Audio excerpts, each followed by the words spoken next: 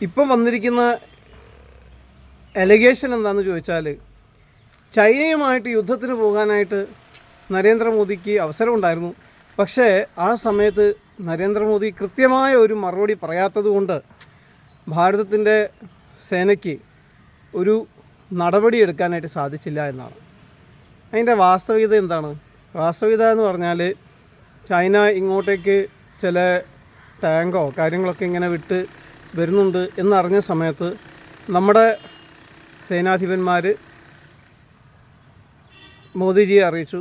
മോദിജി പറഞ്ഞത് ജോ ഉചിത് ഹേ വോ കറിയേ എന്ന് വെച്ചാൽ, എന്താണ് ഉചിതമായ നടപടി അത് നിങ്ങൾ എടുക്കുക. അതിപ്പോൾ എന്താണ് ചെയ്യേണ്ടതെന്നുള്ളത് മോദിജി ഓരോ കാര്യവും നമ്പർ 1 അവർ വരുമ്പോൾ ഇങ്ങനെ തടസ്സപ്പെടുത്തണം, ഇങ്ങനെ തടസ്സപ്പെടുത്തണം, ഈ ഫോർമേഷനിൽ നിങ്ങൾ നിൽക്കണം, ഈ മിസൈൽ നിങ്ങൾ വിടണം, ഇതൊന്നും മോദിജി പറഞ്ഞു കൊടുക്കേണ്ട കാര്യമില്ലല്ലോ. അതൊക്കെ ഡിഫൻസിൻ്റെ അധികാരികൾക്ക് അറിയാമല്ലോ.